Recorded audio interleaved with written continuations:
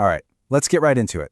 Today, we're breaking down the absolutely stunning U.S. military operation in Venezuela.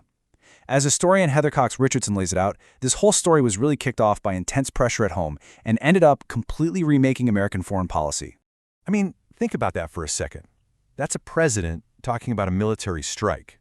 So how on earth did we get here? Well, the story doesn't really start in Venezuela. It starts right here in the United States, where the administration was dealing with, a perfect storm of political and legal problems. So, picture this. It's the end of December 2025, and for the Trump administration, the pressure is just immense. Things were really heating up, with a whole bunch of domestic challenges all coming to a head at once. It was creating this atmosphere of just, chaos. And it was just one thing after another, a real cascade of setbacks. You had missed deadlines on the super explosive Epstein files, then the Supreme Court basically slaps them down on using the National Guard, and then on New Year's Eve, a total bombshell transcript gets released. Now, this wasn't just another political hit job. No, this was sworn testimony from former special counsel Jack Smith, and, get this, it was released by Republicans on the House Judiciary Committee.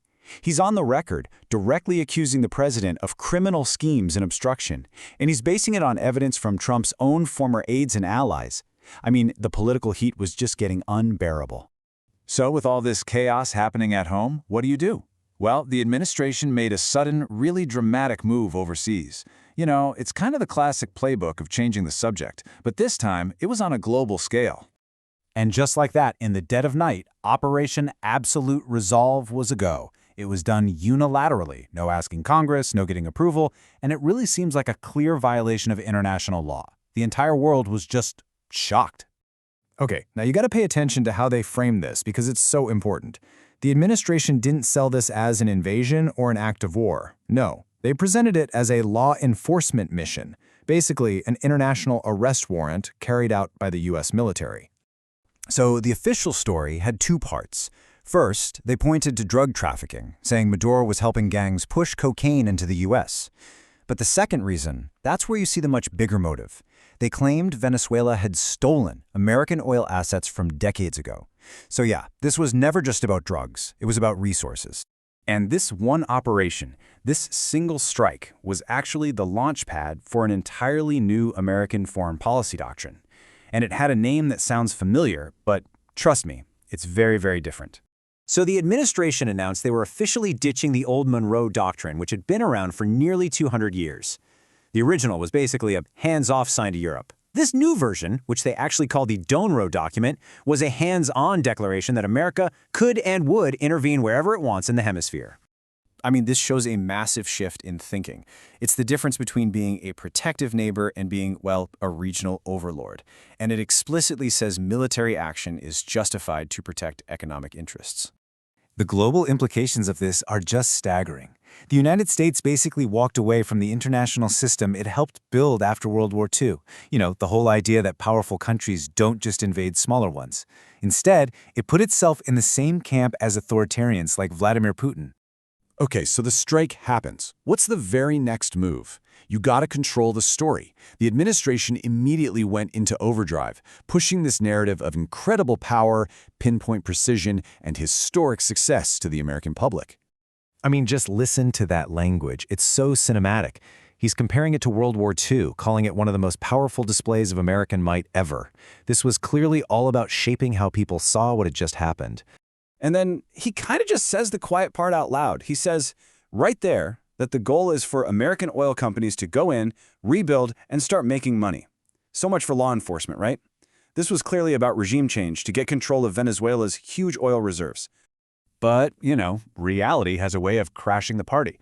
Almost as fast as they built this triumphant story, it started to fall apart. By that same afternoon, the messy truth on the ground started poking holes in the clean story coming from the White House. Word started getting out that the so-called surgical strike had actually hit a 3-story apartment building. At least 40 people, civilians and military personnel, were reported killed. Suddenly, the television show had a very real and very tragic human cost. And what about inside Venezuela? Well, the welcome party the U.S. might have expected, it never showed up. Instead of celebrating, the acting government dug in its heels, demanded Maduro's return, and called the attack an unprecedented military aggression. And here's the really telling part. What was the reaction from the very companies this was all supposedly for? Well, oil executives were not impressed. They were super hesitant to dump billions into a country torn apart by conflict with no stable government in sight. One source even called it a shoot-ready-aim exercise. Ouch. And then the sheer scale of what the administration just bit off started to become terrifyingly clear. We're talking about a country twice the size of California. It's got 28 million people, millions of them still loyal to Maduro, plus over 100,000 armed soldiers and militias. This is not a simple problem. The fact that there was no plan for the day after was just glaring. Reports were saying the administration was racing to assemble an interim governing structure after they had already taken out the leader. Which leads to the huge and, frankly, perilous question, what happens now? And this really leaves us with the most critical takeaway from all of this. Operation Absolute Resolve might have been about Venezuela, but its fallout is global. By tossing international law aside for unilateral action, the U.S. has basically handed a playbook to authoritarians everywhere, giving them a perfect excuse to go after their own neighbors.